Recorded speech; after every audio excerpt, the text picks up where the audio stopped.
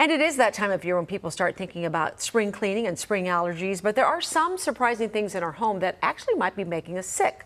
We are joined today by Dr. RobBrown, author of Toxic Home, Conscious Home.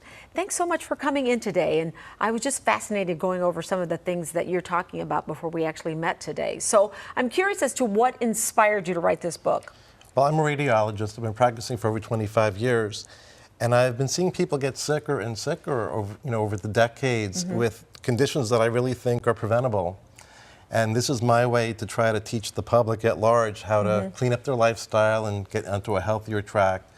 So that they don't have to deal with these illnesses. Yes, nobody wants to be sick. Yeah, so you're a radiologist, you're an MD, and you thought there are some things that we can do. So you've put this book together, and you have a list of 5 common toxic things that are in our homes. What are we going to start with?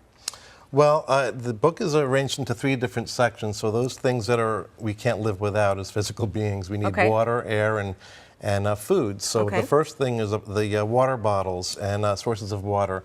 I recommend having a glass water bottle, having your water purified at home, and using a glass water bottle or a stainless steel to transport your water and to do away with plastic water bottles. And that's because? The plastics contain estrogen-mimicking compounds. Everybody knows about BPA, right, but they may not know about BPS, BPF, and other compounds that are used instead of BPA.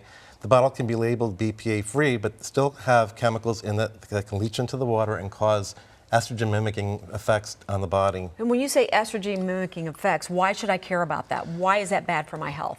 Estrogen is a hormone that can cause, if you have it, too much of it, it can cause breast cancer, it can cause endometrial cancer, it can, men can develop gynecomastia, man boobs, fatty liver. There's all kinds of biochemical effects that can happen to the body because there's excess estrogen in the food and the water that we drink. Okay, so I'm hearing from you, stay away from plastic bottles, try to do glass or something else that doesn't release those chemicals. Yes. Okay, and then what about candles? So paraffin-based candles emit all kinds of chemicals into the air. 100% beeswax and soy candles do not. I was going to ask you, soy is good? Soy is fine, but the label has to say 100%. 100% soy. Or beeswax. Or beeswax. Okay, I'm so fascinated by this. I can tell we're running out of time, so we're going to do this fast. What do we have here? Fruit and veggie wash, very, very important to wash off all of your fruits and vegetables with this, a spray like this to get the waxy layer off, because underneath the waxy layer are pesticides that can kill your microbiome in your intestines. So you got to get that waxy layer off and the underlying bacteria. Using a wash. Using a wash. Water is not enough. Water will not dissolve the wax. Okay, interesting. Okay, and we can buy these washes at most grocery stores and stuff. Okay, and then what about this?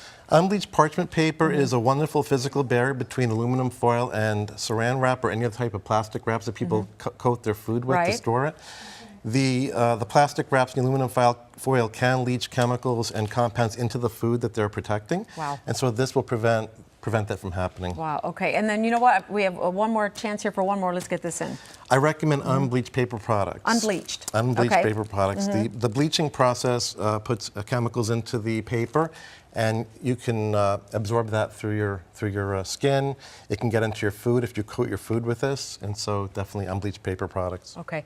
So where should people go for more information? Because there's a lot of good information in this book. My book is called Toxic Home, Conscious Home. It's available on Amazon.